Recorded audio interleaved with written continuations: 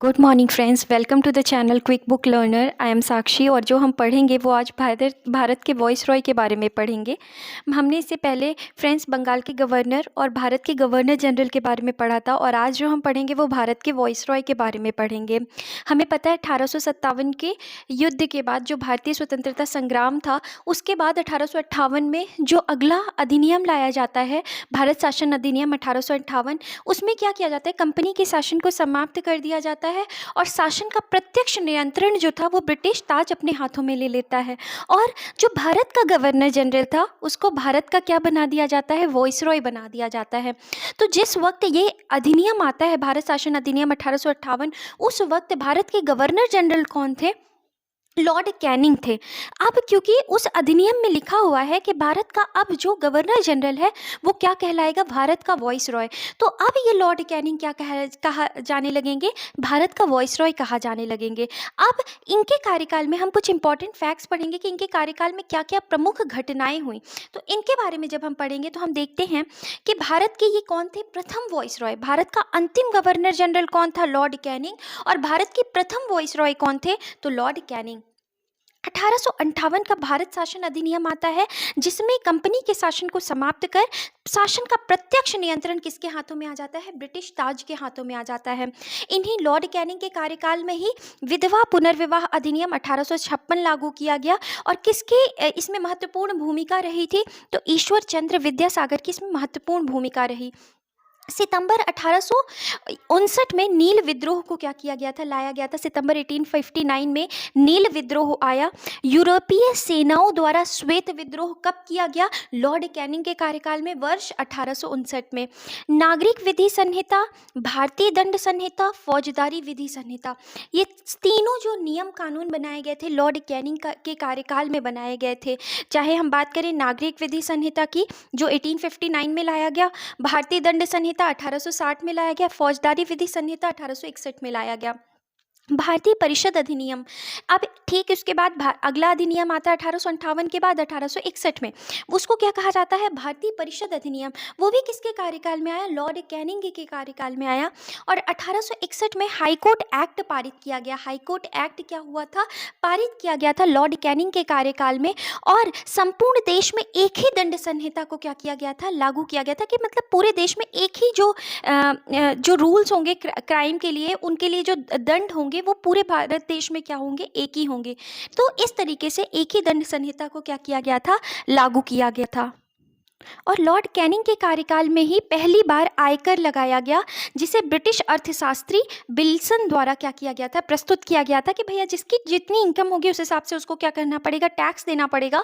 और इसे किसके द्वारा प्रस्तुत किया गया था, इस मॉडल को किसके द्वारा प्रस्तुत किया गया था, तो अर्थशास्त्री विल्सन द्वारा क्या किया गया था, प्रस्तुत किया गया था। किसके कार्यकाल में, लॉर्ड कैनिंग के कार्यकाल में। इसके बाद हम बात करते हैं दूसरे वॉइस रॉय के बारे में, लॉर्ड एल्गिन प्रथम। इनका कार्यकाल बहुत थोड़े समय के लिए था, 62 से 63, और इनके समय की महत्वपूर्ण घटना है बहावी आंदोलन का दमन। फ्रेंड्स, इनकी क्रोनोलॉजी, जो भी वॉइस रॉय रहे हैं, भारत के गवर्नर जनरल रहे हैं, किन के बाद कौन आया है, ये महत्वपूर्ण है क्योंकि क्रोनोलॉजी एग्जाम में सेट करने के लिए आ जाती है। तो इन चीज़ों पर भी हमें ध्यान रखना है। नेक्स्ट, एल्गिन प्रथम के बाद जो अगले आए वॉइस रॉय, उनका नाम क्या है, लॉर्ड जॉन लॉरेंस नाम है, जिनका कार्यकाल 1864 से 1869 तक था। इनके कार्यकाल में 1864 से 69 तक था। इनके कार्यकाल में महत्वपूर्ण घटना क्या हुई, पहली चीज़ तो भूटान का युद्ध हुआ 1865 में, सर जॉन लॉरेंस के कार्यकाल में। दूसरी चीज़ क्या होती है, कैंपबेल के नेतृत्व में एक अकाल आयोग की क्या की जाती है, स्थापना की जाती है। क्यों अकाल आया, क्योंकि उस समय अकाल आया हुआ था ओडिशा में और बुंदेलखंड तथा राजपूताना में भीषण अकाल पड़ा हुआ था। इसी वजह से लॉर्ड जॉन लॉरेंस के कार्यकाल में कैंपबेल के नेतृत्व में क्या किया गया था, अकाल आयोग की क्या की गई थी, स्थापना की गई थी। इसके बाद अगर हम बात करते हैं तो लॉर्ड मेयो के बारे में बात करते हैं। तो लॉर्ड मेयो के कार्यकाल में अगर हम देखें तो 1869 से 72 तक रहा। भारतीय युवराजों के अध्ययन के लिए, ताकि भारतीय युवराज जो हैं वो अपनी पढ़ाई कर सके, अजमेर में मेयो कॉलेज की क्या की गई, स्थापना की गई। आर्थिक विकेंद्रीकरण की नीति की शुरुआत की गई। कृषि विभाग की स्थापना की गई। 1872 में भारत की पहली जनगणना जो थी वो भी किसके कार्यकाल में हुई? लॉर्ड मेयो के कार्यकाल में। सांख्यिकी सर्वेक्षण विभाग की स्थापना की गई और पोर्ट ब्लेयर में इसकी क्या कर दी गई थी? हत्या कर दी गई थी। तो ये रही बातें किसके कार्यकाल के बारे में? लॉर्ड मेयो के कार्यकाल के बारे में। फ्रेंड्स, इतना ही नहीं, अभी 2-3 चीज़ें और पढ़नी है लॉर्ड मेयो के बारे में, जैसे कि भारत की पहली जनगणना, सांख्यिकी सर्वेक्षण विभाग, पोर्ट ब्लेयर में इनकी हत्या होना, आर्थिक विकेंद्रीकरण की नीति। तो हम इसके बारे में देख लेते हैं। आर्थिक विकेंद्रीकरण का मतलब होता है कि जो आर्थिक जो मजबूती है वो किसी एक के हाथ में ना देना, उसका क्या करना, बंटवारा कर देना, ताकि इससे एक ही पर्सन जो है वो पावरफुल ना बने। इससे तानाशाह आएगा, वो अपने हिसाब से शासन करेगा। तो इस चीज़ के लिए उन्होंने क्या किया था कि भैया आर्थिक विकेंद्रीकरण नीति की क्या होनी चाहिए, शुरुआत होनी चाहिए। किसके कार्यकाल में बात की गई? लॉर्ड मेयो के कार्यकाल में बात की गई। अब हम बात करते हैं अगले वॉइसरॉय, जिनका नाम था लॉर्ड नॉर्थब्रुक। 1872 से 76 तक के लिए बनते हैं। इनके कार्यकाल की महत्वपूर्ण घटना, प्रिंस ऑफ वेल्स की भारत यात्रा। 1875-76 में प्रिंस ऑफ वेल्स जो थे वो भारत आते हैं और अलीगढ़ में सैयद अहमद खान द्वारा मोहम्मद एंग्लो ओरिएंटल कॉलेज की स्थापना की गई लॉर्ड नॉर्थब्रुक के कार्यकाल में। 1872 में पंजाब में कूका विद्रोह का क्या किया? दमन किया। किसके कार्यकाल में कूका विद्रोह का दमन किया गया था? लॉर्ड नॉर्थब्रुक के कार्यकाल में कूका विद्रोह का पंजाब में क्या किया गया था? दमन किया गया था। इसके बाद हम पढ़ेंगे कौन से अगले वॉइसरॉय के बारे में, जिनका क्या नाम था? जिनका नाम था लॉर्ड लिटन। अब हम बात करते हैं 1876 से 80 तक। लॉर्ड लिटन जो थे वो विख्यात कवि थे, उपन्यासकार थे और निबंध लेखक थे तथा साहित्य जगत में इन्हें किस नाम से जाना जाता था? साहित्य जगत में इन्हें ओवन मेडिरिथ नाम से जाना जाता था। 1876-78 में भयंकर अकाल पड़ा, जिसके बाद अब क्या होगा, जिससे बहुत सारे मद्रास, बम्बई, मैसूर, हैदराबाद, मध्य भारत के कई हिस्से तथा पंजाब बुरी तरीके से क्या हुए? प्रभावित हुए। अब अकाल पड़ा है तो क्या होगा? अकाल आयोग की स्थापना की जाएगी। तो रिचर्ड स्ट्रेची की अध्यक्षता में अकाल आयोग की क्या हुई? नियुक्ति हुई। राजकीय उपाधि अधिनियम पारित किया गया 1876 में। तो राजकीय उपाधि अधिनियम पारित किया गया। प्रथम दिल्ली दरबार का आयोजन हुआ था 1 जनवरी 1877 में, जिसमें ब्रिटेन की महारानी विक्टोरिया को कैसरे हिंद की उपाधि से क्या किया गया? विभूषित किया गया। वर्नाक्यूलर प्रेस एक्ट 1878 पारित कर देशी भाषा के भारतीय समाचार पत्रों पर कठोर प्रतिबंध लगा दिया गया था। इस तरीके से वर्नाक्यूलर प्रेस एक्ट पारित किया गया और देशी भाषा के भारतीय समाचार पत्रों पर क्या कर दिया गया था? कठोर प्रतिबंध लगा दिया गया था। ये रही महत्वपूर्ण चीज़ें किसके कार्यकाल के बारे में? लॉर्ड लिटन के कार्यकाल के बारे में। और 1878 में ही भारतीय शस्त्र अधिनियम पारित करके शस्त्र रखने एवं इसके व्यापार के लिए लाइसेंस लेना क्या कर दिया था? अनिवार्य कर दिया था। किसने? लॉर्ड लिटन ने। द्वितीय आंग्ल अफगान युद्ध किसके कार्यकाल में हुआ? लॉर्ड लिटन के कार्यकाल ने। इसमें सिविल सेवा परीक्षाओं में प्रवेश की जो अधिकतम आयु सीमा थी 21 वर्ष से घटाकर क्या कर दी थी? 19 वर्ष कर दी थी। तो ये सभी महत्वपूर्ण तथ्य किसके कार्यकाल से जुड़े हुए हैं? लॉर्ड लिटन के कार्यकाल से जुड़े हुए हैं। अब हम फ्रेंड्स अगले वॉइसरॉय के बारे में पढ़ने जा रहे हैं, जिनका नाम क्या था? Lord Ripon. अब लॉर्ड रिपन के बारे में, जिनका कार्यकाल 1880 से 1884 तक था, इनको भारत के स्वशासन का क्या कहा जाता है? जनक भी कहा जाता है। तो भारत के स्वशासन का जनक किसको कहा जाता है? लॉर्ड रिपन को कहा जाता है। ऐसा क्यों? क्योंकि स्थानीय स्वशासन संबंधी जो सरकारी प्रस्ताव लाए गए थे वो किसके द्वारा लाए गए थे? लॉर्ड रिपन के द्वारा लाए गए थे। पंडित मदन मोहन मालवीय ने 1909 में कांग्रेस अधिवेशन में कहा कि रिपन भारतीय वॉइसरॉय में सबसे लोकप्रिय था। मतलब अभी तक भारत में जितने भी वॉइसरॉय बने उनमें जो सबसे प्रिय वॉइसरॉय रहा वो कौन रहा? Lord Ripon. अफगानिस्तान से संधि हुई।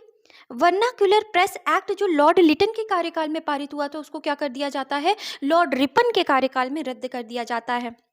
श्रमिक सुधार के लिए प्रथम कारखाना अधिनियम 1881 पारित किया गया।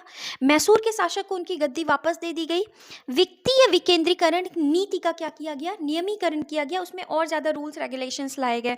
स्थानीय स्वशासन संबंधी सरकारी प्रस्ताव पहली बार किसके द्वारा पारित किया गया? लॉर्ड रिपन के द्वारा। इसीलिए इन्हें भारत के स्वशासन का जनक कहा जाता है।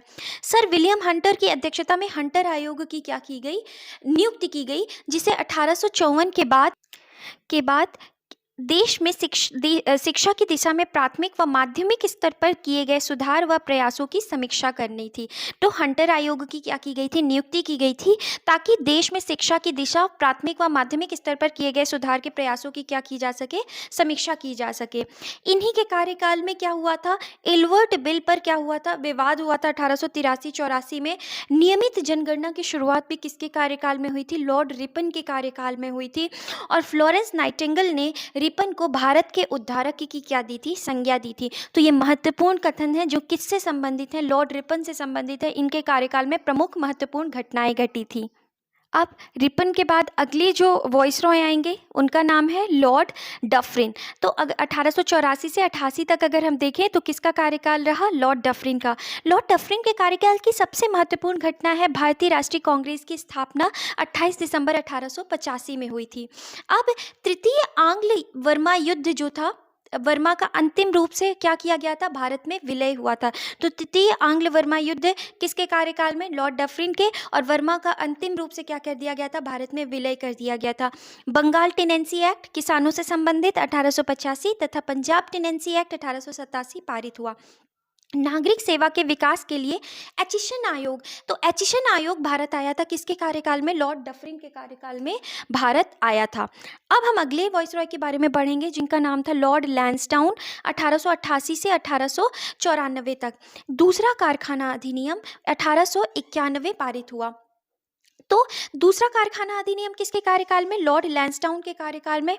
भारतीय परिषद अधिनियम 1892 अस्तित्व में आया।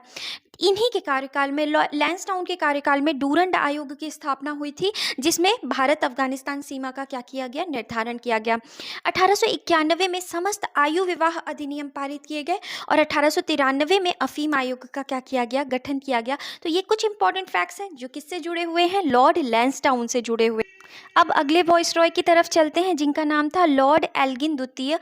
इनका कार्यकाल 1894 से 1898 तक था। इसने घोषणा की थी कि हमने भारत को तलवार के बल पर जीता है और तलवार के बल पर ही इसे अपने अधीन रखेंगे। किसने कहा, एल्गिन द्वितीय ने कहा है। पूना में प्लेग का प्रकोप, चापेकर बंधुओं द्वारा 2 ब्रिटिश अधिकारियों की हत्या। ये इंपॉर्टेंट पॉइंट है कि चापेकर बंधुओं द्वारा 2 ब्रिटिश अधिकारियों की हत्या की गई थी। कौन उस वक्त जो थे वो भारत के वॉइसरॉय थे, तो लॉर्ड एल्गिन द्वितीय थे। अकाल की जांच के लिए लॉयल आयोग का क्या किया गया था, गठन किया गया था।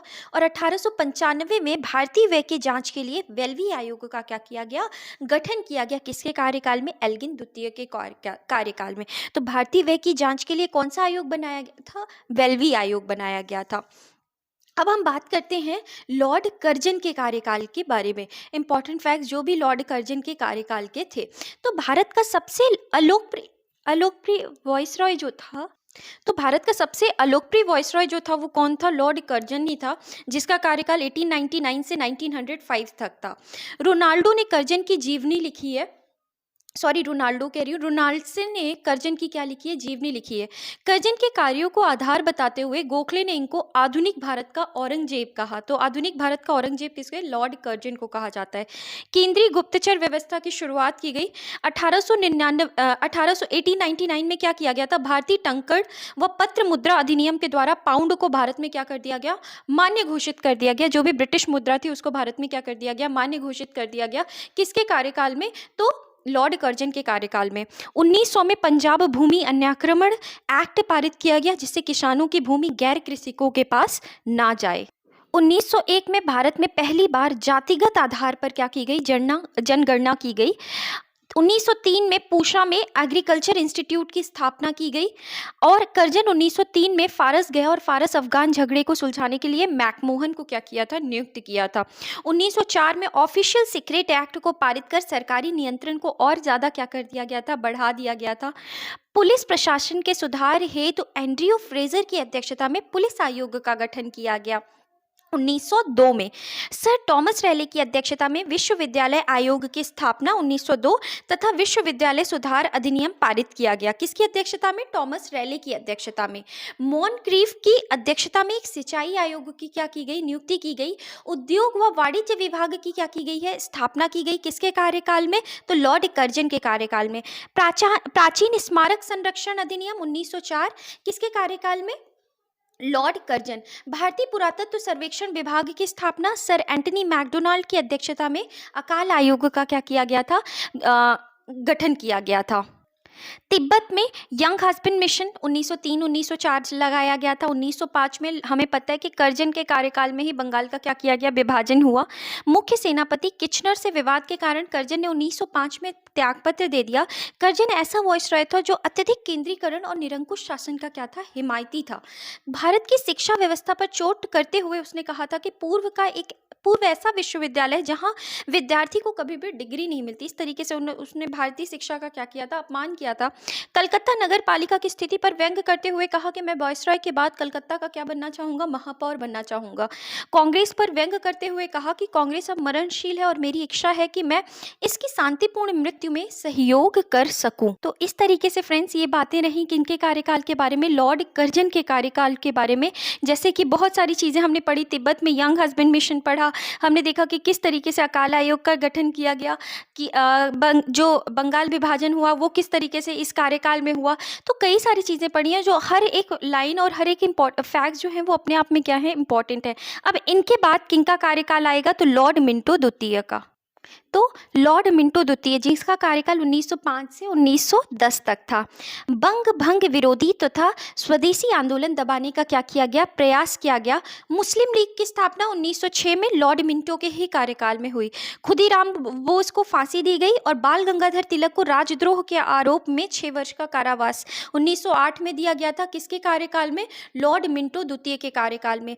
भारतीय परिषद अधिनियम 1909 अथवा मार्ले मिंटो रिफॉर्म या सुधार अधिनियम 1909 जो पारित किया गया था, जिसमें सांप्रदायिक निर्वाचन प्रणाली की क्या हुई थी, शुरुआत हुई थी। सूरत में कांग्रेस का विभाजन मिंटो के कार्यकाल में। 1908 का समाचार पत्र अधिनियम पारित किया गया। वॉइसरॉय की कार्यकारिणी में पहला भारतीय सदस्य जोड़ा गया था, पहला भारतीय सदस्य जोड़ा गया था, जिनका नाम क्या था फ्रेंड्स, तो SP सिन्हा था। तो फ्रेंड्स आज के लिए जो हमने जितने वॉइसरॉय पढ़े हैं वो कहाँ तक पढ़े हैं, 1910 तक पढ़ा है। अगली क्लास में हम 1910 से कंटिन्यू करेंगे। तो फ्रेंड्स अभी आज की क्लास मुझे लगता है आपको पसंद आई हो। अगर आपको अच्छा लगा हो तो प्लीज़ लाइक करें, शेयर करें, सब्सक्राइब करें। Thank you.